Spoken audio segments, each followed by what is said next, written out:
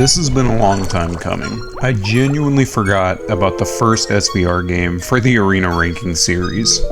You forgot? Smackdown versus Raw! And considering the dozens of hours of my life I've given this game over the last 20 years, it's fair to say that's a pretty big oversight on my part. My bad. But enough with the preamble, we've got 16 unique arenas to rank and I'm not wasting any time. Starting us off at dead last, number 16 is Vengeance. Is this really a surprise though? As much as this Vengeance stage is a classic fondly remembered design, this is super derivative at this point. This big circular V logo with the Tripletron setup is in so many games. I feel like IRL, they just did slight alterations to this stage year after year and it's just kind of dull to me. Sure, you know, the ring apron is cool and the graphics package is alright, but the nameplate here sucks, and there's no traces of a Wrestlemania sign that was there IRL, and to be honest, this stage hasn't really ever been a crowd pleaser in my opinion. Before we get to number 15, I have to reintroduce you to everybody's favorite reoccurring segment, the shitty weekly show stages around. We are so back. We got 4 relatively shitty weekly show venues to rank here, and I'm starting with Raw at number 15. This is super underwhelming considering that this is one of the most common stages that you'll see. It's a bummer. To start with the positives though, the bluish hues on the steel and the shard designs of the stage is really nice. The Minitrons are super accurate for the time. The ropes, apron, and ringside area are all very true to life, and this is all generally pretty solid. My problem here is that there's nothing that'll blow you away. Like sure, it's better than the current day visuals. The announce table is near the ramp as well, which is the correct spot. I just can't praise this stage all too much. There's not a lot going on here. I will note though, that I really enjoy the lighting changes in HBK's entrance. It changes all the blue hints on the stage to straight gray. It's the small details like that that are kinda neat. Number 14 brings us to Sunday Night Heat, and this is a sleeper hit. I'm sorry in advance for glass-eyed Charlie Haas, but I was genuinely surprised to see a brand new Minitron here that is reminiscent of SVR07's Heat stage. The nameplate is very nice as well, and sure, the ring apron and ropes are all dull and generic, but that's accurate to what was presented IRL. I have to commend Ukes once again for putting the announce table in the right spot. The orange and the shards on the sides and the header is very vibrant and I really enjoy that as well. But the most overlooked detail is the roof scaffolding actually being orange if you look close enough. That's so sweet. I will say though, I do prefer the Minitron graphics during matches over the actual entrance graphics. This is definitely the arena that I used the least back in the day, but I appreciate it for what it is. Lucky 13 is none other than Smackdown, and this is essentially a retread of Here Comes the Pain's arena, but in actuality, what really could they have changed here given the source material? I love the nameplate here a lot. The ring apron and blue ropes are absolutely classic. The Minitron displayed is the best Smackdown graphics package they've used in the games at this point, and the roof accents just totally tie everything together. They're awesome. This is everything you would want the Smackdown arena to be. Ending our weekly show stages round is number 12 at Velocity, and where I was expecting a decent chunk of recycling from Here Comes the Pain, I'm pleasantly surprised with this gorgeous Minitron. The side panels being green is so great. The color scheme here is super vibrant, it really pops, and sure, you know, again, the B-show apron and ropes are dull but accurate, but the roof accents being green as fuck just wraps this arena in a nice little bow for me. Velocity is usually my favorite weekly show stage, and in SVR05, it's no different.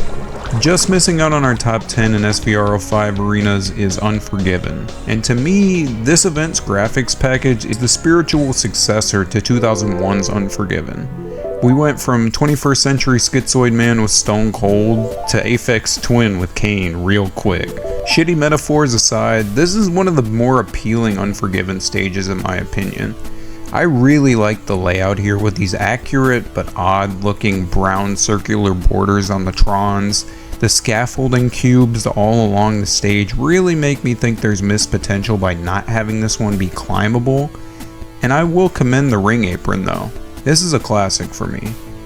Granted, you know, the nameplate is kind of shitty, but Yuke's was dealing with the cards they were dealt with by the WWE graphics department, and I also just kind of wish that there were some pay-per-view banners in here somewhere. To my knowledge, the real event didn't have them, but I think banners always tie things together in these arenas. We're on to our top 10 SVR05 arenas, and Backlash. Backlash! Backlash! Kicks it off at number 10. This is a super nostalgic stage for me. Randy Orton and Cactus Jack from this event is required viewing for any Ruthless Aggression kids.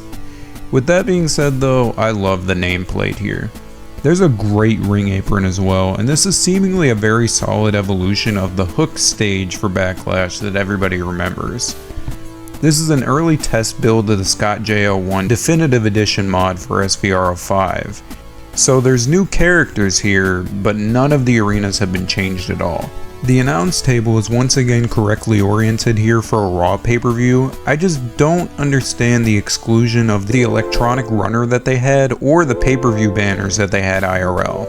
The small details like that would have brought this show even further up the list. Our 9th entry here brings us to the Royal Rumble, and again, this is super nostalgic for me. I had this pay-per-view on a bootleg VHS tape as a kid, and I watched the Last Man Standing match here a million times over, I swear. I always enjoyed the really unique one-time only stage layout here. The Minitron is awesome as well, and while the nameplate could be a little more visually appealing, I think the apron here is wonderful. But then again, you know, this arena suffers from the same problems as our prior entry in that the small details here are removed. The pay-per-view banners and the Mania 20 sign are nowhere to be found, and I think that's so lame. Why not include them in the game? That's such a big oversight. Like, the Royal Rumble is the show that most directly influences WrestleMania anyways. Our number 8 entry, No Mercy, may have me sounding like a broken record, but again, I grew up watching this on a DVD that I got from FYE as a kid. I vividly remember watching the Benoit vs. A-Train match from this show a few months after the tragedy had happened, and my dad was like dead asleep. My siblings started talking about the match out loud, and somehow my dad activated like a sleeper agent and chewed us the fuck out for watching a DVD with Chris Benoit on it. With all that childhood trauma aside though, the stage layout here is pretty wonderful. The red here is really vibrant, the nameplate is one of the better designs in the game, and the graphics package is pretty nice as well. The ring apron itself is well done, and I just can't get over the sleek design of the red thorns and the Titantron. This looks awesome. Unfortunately though, we're also missing the Mania 20 sign again in this arena, as well as the pay-per-view banners. The roof accents in this arena are also confusingly inaccurate. Number 7 is Armageddon, and this is the most half-assed Armageddon stage since the totally fictional pay-per-view arena from Smackdown Shut Your Mouth. I will say though, recycled Raw stage elements aside, I really like the steel logos and the Armageddon symbols here. The graphics package here is pretty sweet, the ring apron is a super hidden gem, it kinda looks like the end of the Thriller video, and the nameplate is pretty simplistic, but it's clean. The announce table is in the right spot, but for like the 4th or 5th time, we still don't have the WrestleMania sign or the banners from the real show. What the fuck, Ukes? Just missing our top 5 arenas is Survivor Series. This has always been one of my favorite Survivor Series stages. All the yellow and the color scheme totally pops. I like the nameplate here a lot, the stage design is super distinct as well. The Minitron is really nice, and I've always loved the way they had the WWE logo hang over the entryway. I'm sure you know that, no gravesite on the stage is lame, and no Mania sign at this point was a given, but I still have a lot of love for this arena overall. We're starting the top 5 SVR05 arenas with yet another childhood favorite, Bad Blood. I don't have many positive memories about rewatching this one IRL though. The Hell in a Cell main event feels like it takes years off your life. I will commend the dev team though, because the pay-per-view banners are back. This stage layout is fantastic. I love the blood drops literally everywhere, the Titantron's outline is really sick. We got a solid apron here as well, and one of my favorite things to do in this arena as a kid was play as HBK and see his lighting change all the entrance graphics to gray. If the nameplate here was a little better, this would be even higher up the list. Number 4 is No Way Out, and this is a damn good rendition of the night Eddie Guerrero won the big one. For starters, I love the Minitron graphic with the little cockroaches running around, and the nameplate here is extremely Saw-esque. This honestly might be one of my favorite No Way Out stages. The big ass chain link designs on the stage are cool, and the purple Smackdown roof accents are just gorgeous. We are missing some pay-per-view banners though, which is lame, and I do apologize for how The Rock's model looks in this clip. He looks like a smackdass. Top 3 time, and our bronze medal goes to Judgment Day. This might seem shockingly high for a B-tier pay-per-view to rank in one of these videos, but the stage layout here is the best Judgment Day has ever looked, bar none. The fire effect behind the Minitron is beyond fantastic. We got a pretty good nameplate and ring skirt here as well, and I have to commend the really vibrant, distressed crosses on the stage. The gates are also pretty intricate, so that's pretty cool as well. I enjoyed the side panels being orange here, as well as the orange roof accents, and what can I say other than this is way better than the big golf ball stages we got for years. We've only got 2 stages left, and unfortunately for me, our runner-up is SummerSlam. Y'all just know I adore this aesthetic for SummerSlam. The Minitrons here are sick as hell with a great graphics package. The lights hanging on the sides of the stage are very distinct. The nameplate here is awesome, and this is for sure my favorite ring skirt in the game. That green tail looking thing hanging over the S logo is fantastic. I don't know, man, I just love this arena design.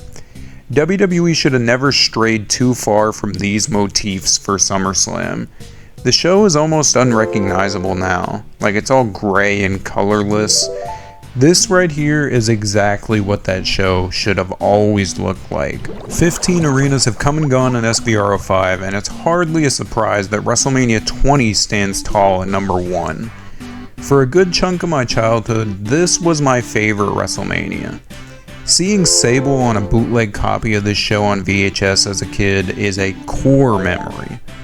I just love this stage design. I think it even looks a little better in this game than it did in 2K14. The graphics on the Minitron here aren't exactly accurate, but they're not completely static like they were in 2K14. The hard cam having a Titantron in the crowd is awesome. The apron is gorgeous. The chairs in the crowd with the super compressed Wrestlemania 20 branding is great, and I really appreciate the signs they had hanging from the ceiling. This stage floor having a Tron is awesome, and the nameplate here is just impeccable. I also really like the blink and you miss it WrestleMania sign in the crowd that I just could not get a good camera angle of. To wrap things up, again, I'm sorry this one totally slipped my mind somehow, but I really enjoyed reminiscing on such a big part of my childhood. I still play this game semi-often, so this is a go-to for me, and I hope y'all enjoyed though. I'm in the process of buying multiple games to cover in HD later this month, so stay tuned for that, and have a good one.